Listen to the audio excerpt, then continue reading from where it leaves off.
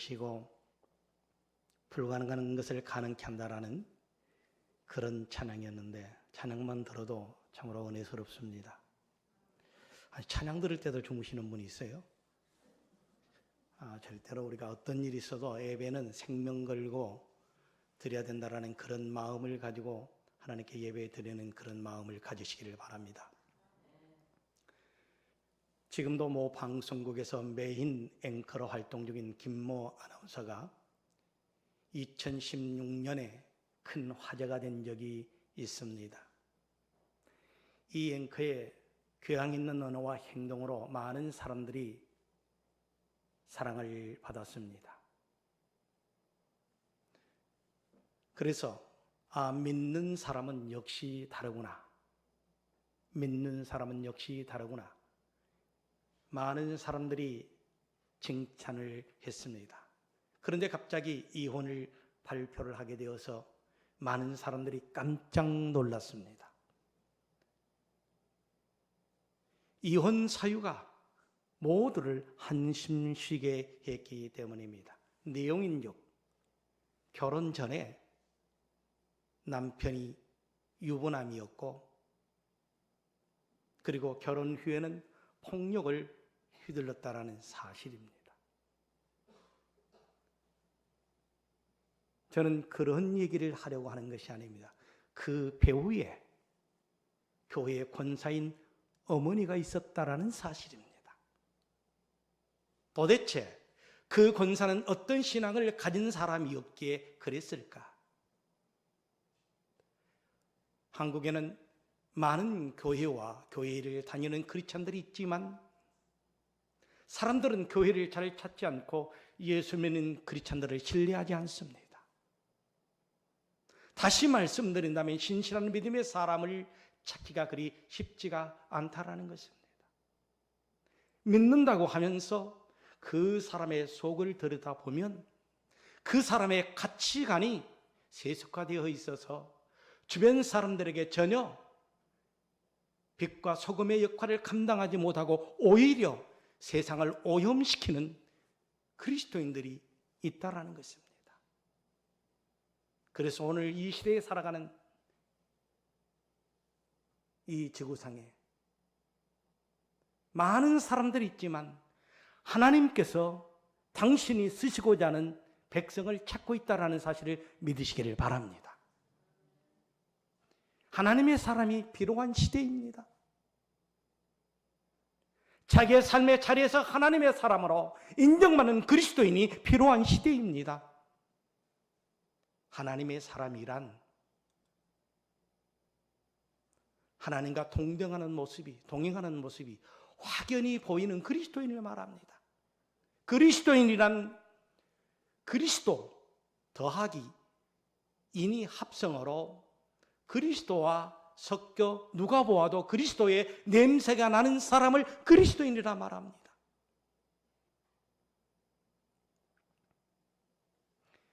예수님의 제자들도 사도행전 11장 26절에 보면 제자들이 안디옥에서 비로소 그리스도인이라 일컬음을 받게 되었더라, 그렇게 말하고 있습니다.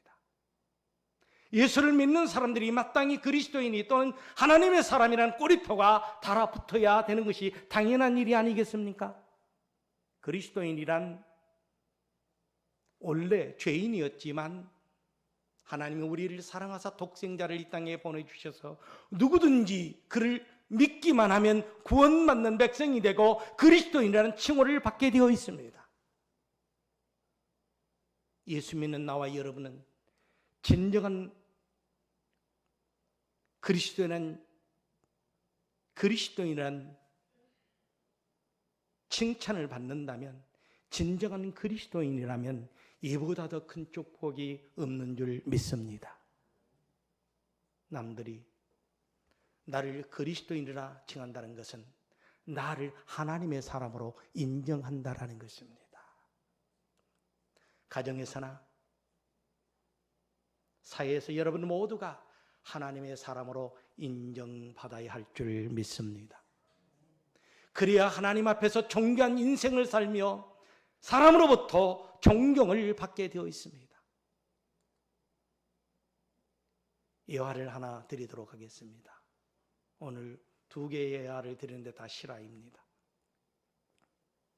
72세 되는 권사님이 계십니다. 이 권사님은 많이 배우지 못했습니다.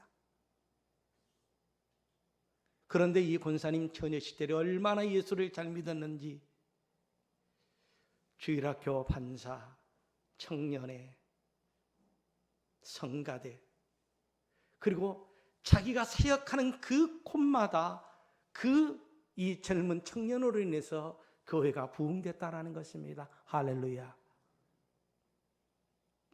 이 젊은 아가씨 때문에 부흥의 불길이 교회가 일어났습니다. 이런 신앙의 모습을 보고 목사님이 예수를 잘 믿는 총각을 소개해 주었습니다. 그리고 결혼을 했습니다. 결혼 후에 5 자녀를 두었습니다. 그 중에 목사도 있고 그리고 대학 교수도 있습니다. 자녀들이 어머니를 얼마나 존경하는지 우리 어머니는 하나님이 인정하는 사람이라고 자랑하고 다닙니다. 여러분 자녀들이 우리 어머니는, 우리 아버지는 하나님이 인정하는 사람이라고 자랑하고 다니고 있습니까? 그런데 그 집에 매년 1월 1일 해프닝이 일어납니다. 5 자녀들이 가위바위보를 합니다. 이긴 사람이 1년 동안 어머니를 모셔가는 영예를 얻기 위해서입니다. 어머님을 모셔가기 위해서 3일간 금식도 하는 난리가 법석이랍니다. 당첨되면 복권 당첨된 것처럼 기뻐서 어머님을 모시고 가셔서 지극정성으로 섬긴다라는 것입니다. 이 권사님은 세상에 지식은 별로 없지만 하나님으로부터 인정받아 얼마나 존귀한 노후의 삶을 보낸지 모릅니다. 교회에서나 사회에서, 가정에서도 마찬가지입니다.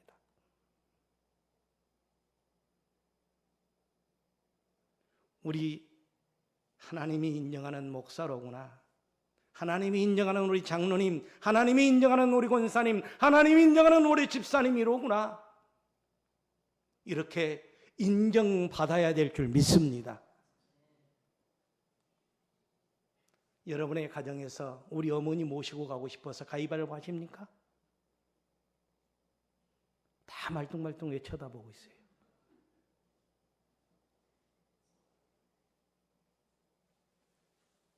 당첨되면 복권 당첨된 것처럼 기뻐하십니까? 여러분의 자녀들은? 지금 한국 사회나 가정에 하나님의 사람이 필요할 때입니다. 유라굴라 같은 코로나 바이러스가, 이 광풍이 온 사회를 불안케 하고 있습니다. 그뿐만이 아닙니다. 정치, 경제, 문화, 교육, 의학 모든 영역이 불안합니다. 이런 시기에 엘리야 같은 하나님이 사람이 필요한 시대라는 것입니다. 하나님이 찾는 사람은 스펙이 좋은 사람이 아니라 방금 말씀드린 것처럼 신실한 믿음의 사람을 찾고 있습니다. 신실한 믿음의 정치가 의사, 교육자, 예수님, 부모를 찾고 있다는 것입니다. 여러분 모두가 하나님이 찾고 있는 신실한 성도가 되기를 소망합니다. 그런데 문제는 하나님과 사람들로부터 인정받기가 그리 쉽지 않다라는 것입니다. 여러분이 이 사회에서, 우리의 가정에서 하나님으로부터 진정 인정받고 있나요? 조금 전에 말씀드렸지만은 여러분의 자녀들이 여러분을 모셔가기 위해서 가위바위보를 하고 있나요?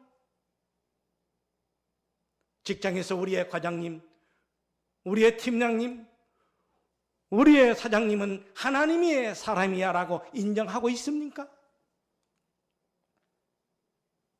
교회를 다니고 예수를 믿는다고 해서 모두가 하나님의 사람이 아닙니다. 난 크리스찬이 있다라는 것입니다. 하나님의 사람이 되는 절차가 오늘의 본문의 소상히 나와 있습니다. 내용이 이렇습니다. 광야에서 까마귀의 도움으로 연명하던 엘리야 선지자가 하나님의 사명을 받고 시돈 땅에 가서 사르밧 과부를 만나게 됩니다. 이 과부는 너무 가난해서 먹을 양식이 오직 한 끼 정도 밖에 없을 정도였습니다. 말할 수 없이 어려운 형편이었습니다. 그런데 하나님의 사람 엘리야의 도움으로 경제적 문제가 해결되자마자 믿고 의지했던, 그리고 한평생 함께 살려고 했던 자녀가 병들어 죽게 되었습니다. 본문의 내용입니다. 더 황당한 것은 하나님의 사람 엘리야가 있는데 경제적 문제가 해결되니 자녀가 죽는 모습을 보고 황당했을 것입니다.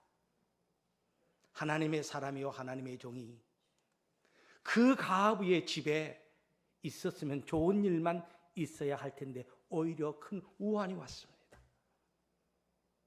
저는 오늘 이 상황이 현재 우리가 살아가는 지금의 시대와도 같다고 생각해 봅니다.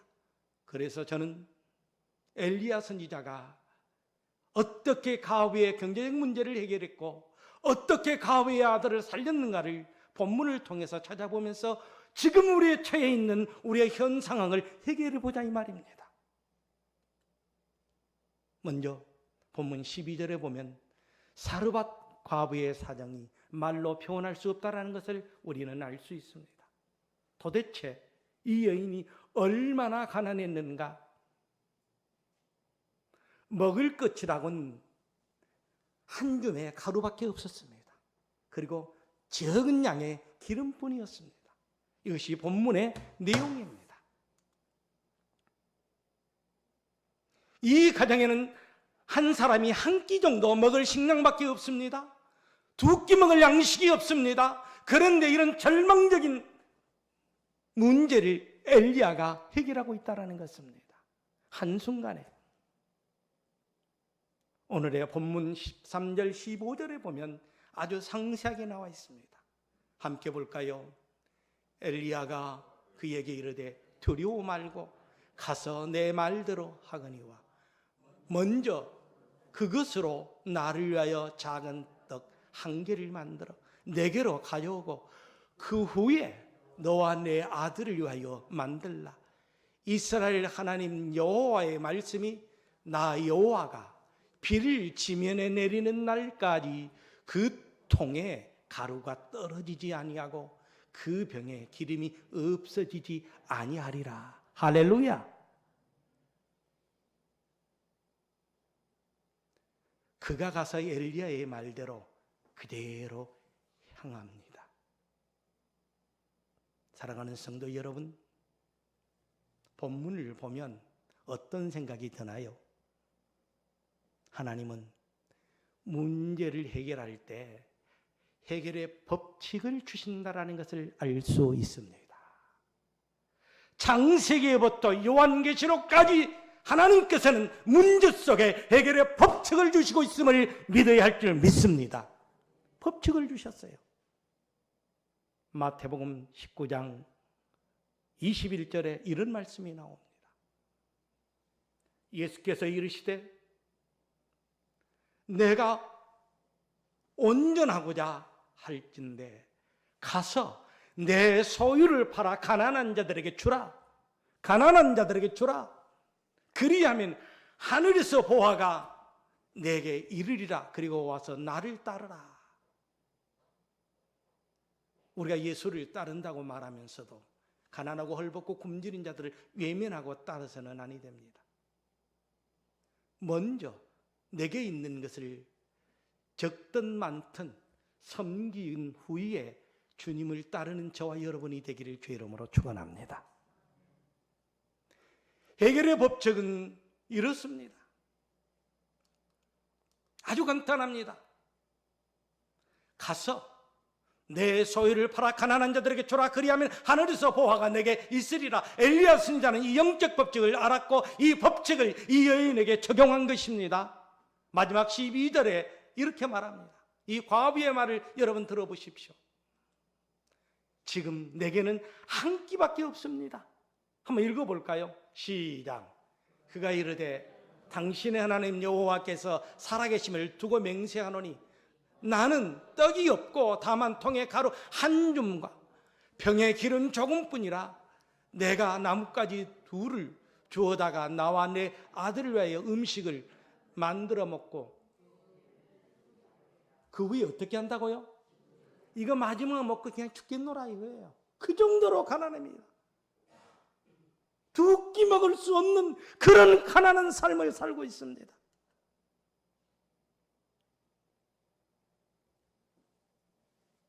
그런데 나보다 남을 먼저 생각했던 이 여인을 보시기 바랍니다. 나보다 남을 먼저 생각했던 이 여인을 보시기 바랍니다. 우리 그리스도인들이 나보다 내 이웃을 먼저 생각할 때 기적의 역사가 나타나는 줄 믿습니다. 오늘날 한국교회가 나만을, 내 교회만을 너무 이기적인 것 같아요. 본문 14절을 볼까요? 떡을 만들어 엘리야에게 갖다 주었더니 어떤 축복이 임했나? 14절을 보시기 바랍니다. 시작. 이스라엘의 하나님 여호와의 말씀이 나 여호와가 비를 지면에 내리는 아니하고 그 병의 기름이 없어지지 아니하리라. 없어지지 아니하니 하나님이 주시는 축복은 그 순간에 끝나버리는 것이 아니라 지속적임을 믿으시기를 바랍니다. 이스라엘이, 이 대한민국이 하나님의 여호와의 말씀을 따라 살아가면 지금 비가 내리지 않지만은 3년 6개월 동안 비 한 방울이 내리지 않지만은 먹을 것이 없지만은 가물어 새싹이 나지 않지만은 이스라엘에게 임했던 것처럼 이 한국에도 임할 줄 믿습니다. 기적이 나타날 줄 믿습니다. 자신과 가족은 먹을 것이 없어 죽을 만큼 어려웠지만 자신이 아니라 타인을 섬겼더니 이런 축복이 왔다는 것입니다. 지금 코로나 바이러스로 인하여 다들 힘들어합니다. 한국 교회는 한국 교회대로 힘들어합니다. 그리고 사업하는 사람은 사업하는 사람대로 힘들어합니다. 그러나 한국 교회가 교회를 다니는 크리스천들이 이 섬기는 원리를 알고 조건 없이 섬겨야 할 줄 믿습니다. 왜요? 주님의 명령이기 때문입니다. 대면 예배를 드리지 못하게 한다고 불평할 것이 아니라 이웃을 위해, 세계를 위해, 국가를 위해, 민족을 위해 에스더처럼 죽으면 죽으리라는 마음으로 섬기면서 기도하면 신비한 하나님의 능력이 나타날 줄 믿습니다. 3년 6개월 동안 비 한 방울 내리지 아니하는 땅에 이른 비와 늦은 비가 때를 따라 날이어서 땅을 적시는 것처럼 그런 적시는 역사가 나타날 줄 믿습니다. 며칠 전에 저는 모임에서 큰 충격을 받았는데 해머로 하나 맞이는 그런 데미지를 입었습니다. 충격을 받았습니다. 일부 목회자들이 모여 얘기를 하는데 성경을 이용하는 것을 보니까 자기의 이익과 기득권 지키기 위해서 독선과 아집에 빠져 있구나 그렇게 생각하게 되었습니다. 나를 부인하고 세상에 무거운 십자가를 지고 섬기는 자세로 평화를 일구어 가는 것이 목회자의 사명인데 사회로부터 외면당하는 그 모습을 볼 때 바로 우리의 잘못이구나, 교회의 잘못이구나 그렇게 생각해 보았습니다. 그 자리에서 시장 자본주의를 성경적이라고 우기면서 세상과 싸우는 저들의 무지를 또한 보았습니다. 지금은 방송을 나가기 때문에 제가 말을 조심해야 됩니다만은 어떤 십자가가, 어떤 복음이 사람들이 바이러스로 죽어가는데도 모여서 예배하지 않으면 예배가 아니고 하나님께 영광을 드리지 못한다고 말할 수 있겠습니까?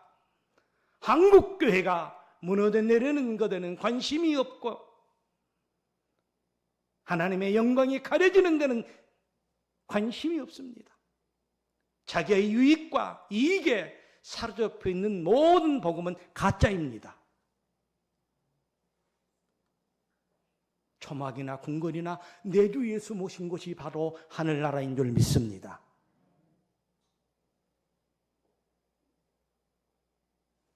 미안합니다. 어떤 교회는 목사님이 연봉이 10억이래요. 10억을 못 받을까 봐 대매매를 드려야 된다는 거예요. 문제가 있죠.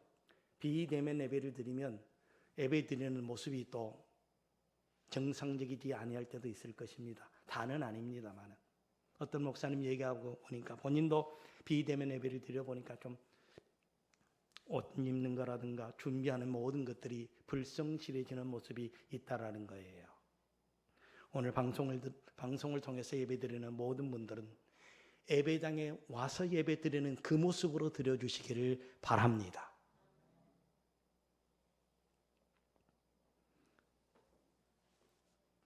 주님의 은혜로 날마다 자신을 쳐서 복종시키면서 그리스도의 십자가를 세상에 개혁시키는 것이 교회와 교회 지도자의 사명이 아닐까 그렇게 생각해 봅니다.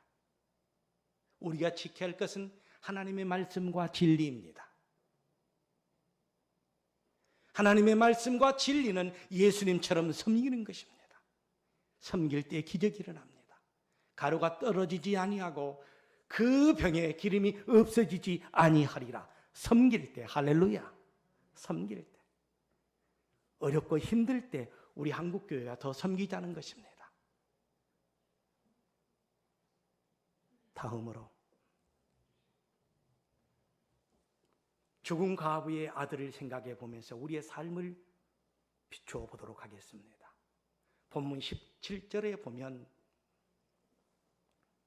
2일 후에 그 집 주인 되는 여인의 아들이 병들어 증세가 심히 위중하다가 어떻게 되었다가요? 숨이 끊어진지라. 지금 이 한국교회는 심히 위중한 상태가 아니라 숨이 끊어지는 상태 같아요.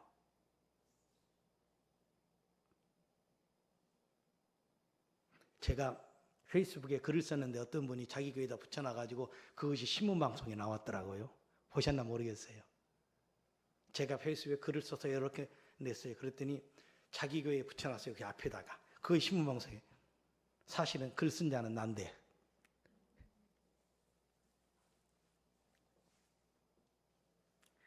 우리 기독교는 나를 죽이고 나는 무거운 십자가를 지지만 남을 살리고 남에게 쉼을 줄 수 있는 그런 그리스도인이 되어야 되는 줄 믿습니다. 먹고 살만하니까 의지했던 나들이 병들어 죽게 되었습니다. 이 가부에게 희망이 사라져 버렸습니다. 우리 한국 사람들이 그래요. 이제 먹고 살만하니까 한국이 어려워졌다고. 늘 얘기했지만 한국 그렇게 어려운 나라 아닙니다. 옛날에는 우리 새벽기도에도 말씀드렸지만 보리만 밥을 할 수가 없어서 보리를 먼저 삶습니다. 그리고 소쿠리에 담아 놓습니다. 그리고 다시 밥을 안 칠 때 그 보리 한가운데 쌀을 넣어서 이렇게 밥을 짓습니다. 그리고 할아버지 할머니 장손만 딱 떠주고 큰 주걱으로 비벼버립니다. 그런 시대에 살았습니다. 종로의 전철을 타보셨나요? 그 이후에 버스를 여러분 지금은 그런 버스가 없지만은 안내양이 떨어질 그 적은 이제 중학교 나온 아이들이 서울에 와서 안내양을 하는데 어떻게 했습니까? 그리고 거로동이나 공장에 다니면서 얼마나 고생했습니까? 그때는 차도 없었습니다. 먹을 것이 없었습니다. 어떤 분, 아빠는 너무 힘들어서 못 먹고 살았단다 그랬더니 아빠 거짓말하지 마. 빵 사 먹으면 될 거 아니야 그러더래요. 그때는 빵도 없었단다 그랬더니 아빠의 거짓말처럼 라면 사 먹으면 되지. 빵 없으면 라면 사 먹으면 되지.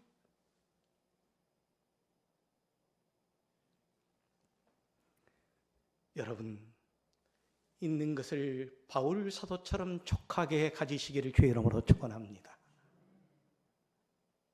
절망과 낙심 속에 희망을 저버리는 이 과부의 모습. 그러나 하나님의 사람 엘리야 선지자는 본문 21절에 이렇게 행동하고 있습니다. 여러분들도 이렇게 행동하시기를 바랍니다. 그러면 한국도 살고 여러분의 가정도 살고 우리 모두가 다시 살아나는 역사가 나타날 줄 믿습니다. 어떻게 했나요? 엘리야 선지자가. 우리 함께 읽어보도록 하겠습니다. 그 아이 위에 몸을 3번 펴서 엎드려 여호와께 부르짖으되 내 하나님 여호와여 원하는데 이 아이의 혼으로 그의 몸에 들어오게 하옵소서 하니 3번 눈물로 기도합니다. 생명을 내어가는 기도였습니다. 여호와께 부르짖어 원컨대 하나님이여 이 어린 생명의 영혼을 다시 한번 살려주옵소서.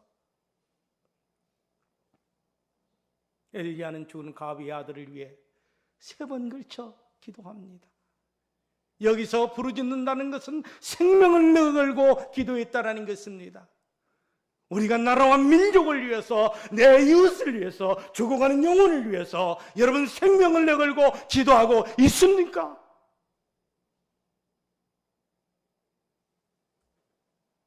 생명을 내걸고 기도했더니 오늘의 본문 22절에 어떻게 결과가 나오나요? 우리 함께 읽어보도록 하겠습니다.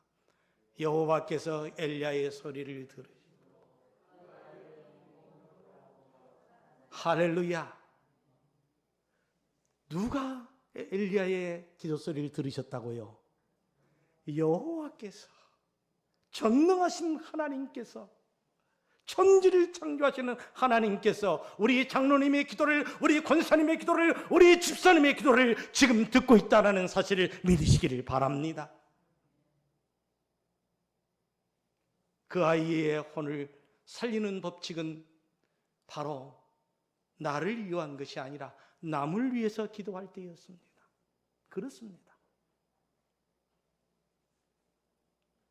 문제 해결은 생명을 걸고 이웃을 위해서 기도할 때입니다. 마태복음 6장 33절을 여러분 너무나도 잘 아실 것입니다. 그런즉 너희는 먼저 그의 나라와 그의 의를 구하라. 그리하면 이 모든 것을 너희에게, 우리 장로님과 성도들에게 더하시리라. 할렐루야. 하나님이 원하시는 기도는 나를 위해서 기도하는 것이 아니라 그의 의를 위해서 기도하라는 것은 가난하고 헐벗고 굶주리고 죽어가는 영혼을 위해서 기도하라는 것입니다. 내가 기도할 때 하나님이 함께 하심으로 말미암아 놀라운 새로운 역사가 나타날 줄 믿습니다. 기도에는 역사의 힘이 있습니다.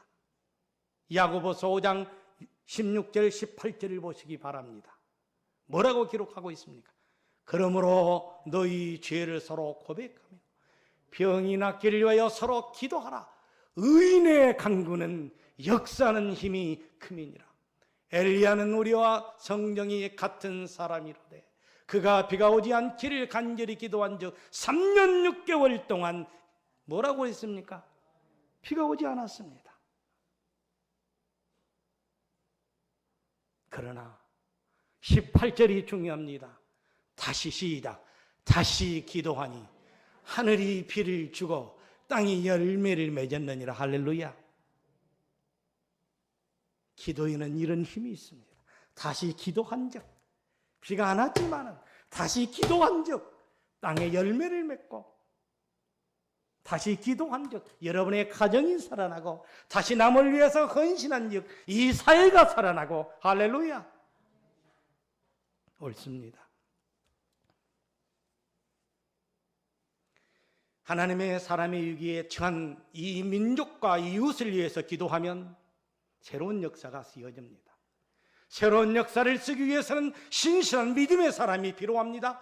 성경에 르호보암이란 인물이 나옵니다. 누구죠? 솔로몬의 아들입니다. 남유다의 초대 왕인데 그가 하나님을 저버리고 우상을 섬깁니다.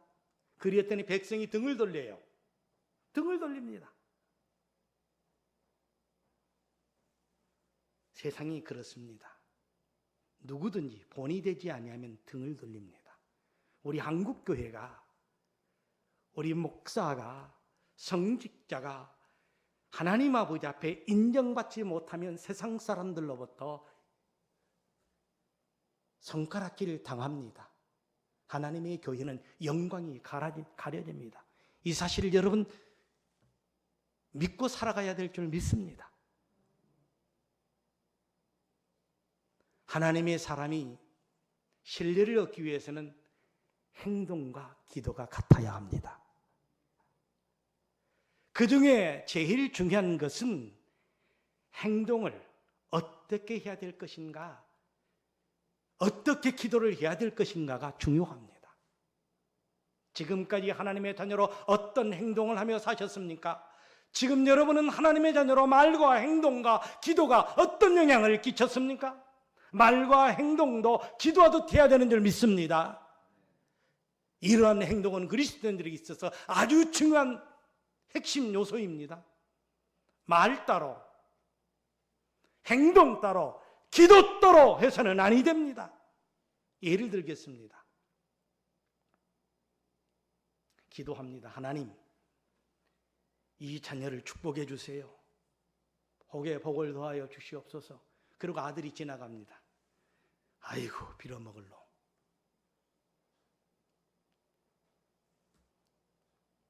아유, 저 망할 새끼. 그럽니다. 성경은 말에 대하여 아주 엄격하게 권고하고 있습니다. 하나님께서 이스라엘 백성인 가나안 땅에 금방 들어갈 수 있었지만 40년 동안 광야에서 뺑뺑 돌게 하신 이유가 민수기서에 나옵니다. 이스라엘 민족이 아이고 장사 지낼 데가 없어서 이 광야에서 우리를 죽이나 보다. 그 말대로 광야에서 얼마나 많은 사람이 죽어갔습니까?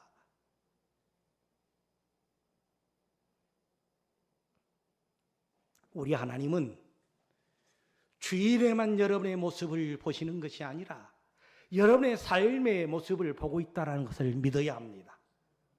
그러므로 하나님을 잘 믿는 믿음의 성도답게 삶을 살아가시기를 바랍니다. 이렇게 말과 행동이 같은 사람은 하나님의 보호자를 움직입니다. 본문에서 하늘의 보호자를 움직이는 모든 문제를 해결하는 엘리야를 향해 뭐라고 했습니까? 당신은 하나님의 사람이시오. 여기 앉아있는 우리 모든 성도가 하나님의 사람이십니까? 이 여인은 세상 사람이었습니다. 세상 사람인 이 여인이 엘리야를 향하여 당신은 하나님의 사람이라고 인정하고 있습니다. 우리 서울리 비전교회 교우들은 내 가정뿐만 아니라 모든 사람이 우리 어머니, 우리 원사님, 우리 장로님, 우리 성도들은 하나님의 사람이라고 인정받기를 주의 이름으로 축원합니다. 본문 24절을 보겠습니다. 시작. 여인이 엘리야에게 이르되 내가 이제야 당신은 하나님의 사람이시요 당신의 입에 있는 여호와의 말씀이 진실한 줄 아노라. 할렐루야. 그러니까 내가 하나님의 사람이 될 때, 내가 하나님의 말을 전할 때 당신이 바로 전하는 말 그 자체가 하나님의 말씀입니다라고 인정하는 거예요. 내가 세상 사람들에게 인정받지 못하고 말을 전해보세요. 하나님의 말로 인정받지 못합니다.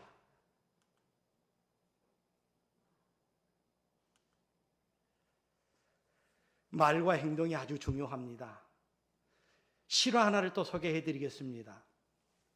제가 실화를 오늘 둘을 소개해 드린다고 하는데, 여러분 군인 중에 황영시 장군이라고 알고, 황영시 장군이 이분인데 아주 유명한 분입니다. 별 4개짜리였어요. 별 4개. 황영시 장군이 하늘을 나는 새도 떨어뜨린다는 박정희 대통령 시절에 이런 일을 겪었습니다. 황영시 장군은 믿음이 아주 두터운 분이었습니다. 아주 좋은 신앙이었는데, 잘 들으시기 바랍니다. 여러분들에게도 적용될 수 있습니다. 하루는 박정희 대통령이 장군들을 다 불러서 회식을 하는 것이었습니다.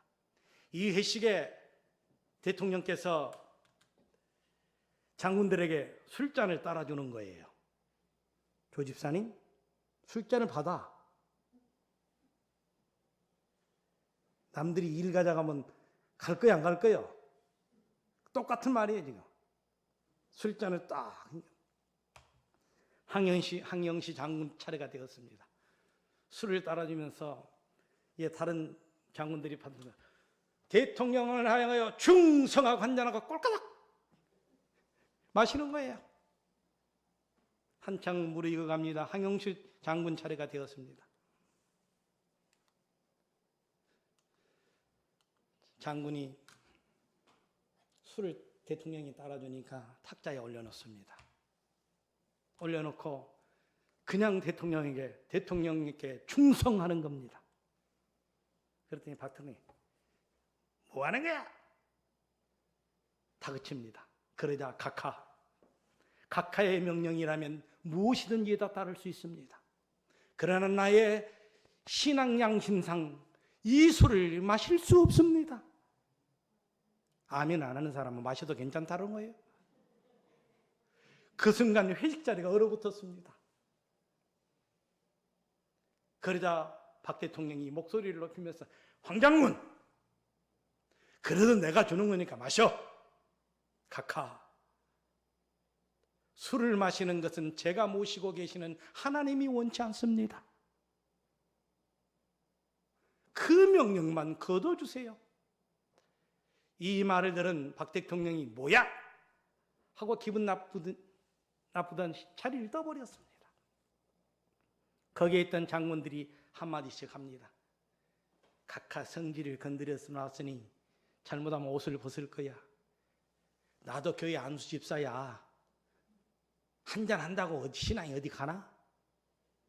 그런 장군들도 있었고,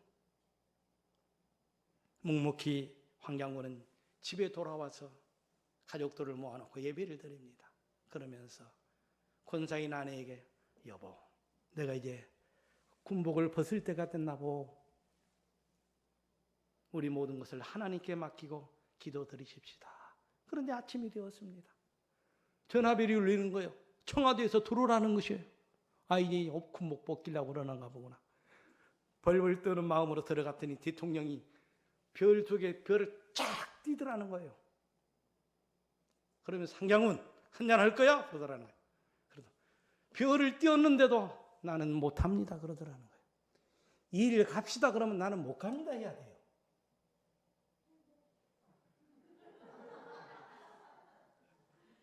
주일날 친구가 갑시다. 제가 정말로 딸보다 어리지만 존경한다니까요. 우리 하은이를. 얼마나 친구들이 어디 가자 하겠어요. 그래도 판조를 위해서 주를 위해서 헌신하지 않아요. 계급청을 척 뛰더니 그래, 하나님께 충성하듯 나라와 민족을 위해서 나를 위해서 충성해 주오. 그러면서 2스타를 떼고는 유례없이 역사상 별 3개짜리를 달아주더래요. 할렐루야. 유례없이 별 3개짜리가 되었어요. 그리고 대장까지 되었어요. 별 4개까지 되었습니다. 우리의 신앙도 하나님을 기쁘게 하기보다는, 우리의 신앙도 사람을 기쁘게 하기보다는 하나님을 기쁘게 하면 나를 통하여 새로운 역사가 쓰여진다는 것을 믿으시기를 바랍니다. 사랑하는 성도 여러분, 내가 속한 학교, 직장, 가정 안에서 세상 사람들은 우리를 신실한 하나님의 사람으로 좀처럼 인정하지 않으려 합니다. 그러나 그리 시냇가에서 엘리야처럼 하나님을 감동시키는 말과 행동, 기도가 일치하는 성도가 되기를 소망합니다. 엘리야가 가브의 집에 와서 인생의 문제를 풀어주는 것은 심리학적으로 인생의 절정 경험이라고 합니다. 하나님은 여러분 한 분 한 분을 위해서 최고의 절정이 이르는 그날을 예비하고 있습니다. 히브리어 말로 하욤이라고 하는 바로 그날, 하나님이 여러분을 축복하고 번쩍 들어서시는 인생의 절정의 그날이 오늘이 되기를 축원합니다. 내가 하나님의 사람이 되지 않으면 절대로 하늘 문은 열리지 않습니다. 이 시간 엘리야처럼 하나님의 사람이라 인정받으면서 남은 여생 하나님께도 사람에게도 존중과 인정받는 저와 여러분이 되길 주의 이름으로 축원합니다. 기도하겠습니다. 하나님, 오늘 우리에게 귀한 생명의 말씀을 주신 것을 감사합니다. 이 말씀 평생 붙들고 살아가게 하여 주옵소서. 나만이 아니라 내 이웃을 먼저 생각하는 우리 한국교회가 되게 하시고 우리 그리스도인들이 되게 하시고 죽어가는 영혼을 보고 그냥 지나가는 것이 아니라 생명을 내걸고 이 죽어가는 이 한국을 위해서, 한국교회를 위해서, 내 자녀들을 위해서 기도하게 하여 주시옵소서. 사람을 기쁘게 하랴 하나님을 기쁘게 하랴. 내가 손해보고 내가 당장 먹지 못하더라도 하나님을 기쁘게 하는 저희들 되게 해 주시옵소서. 감사하고 예수 이름으로 기도하옵나이다.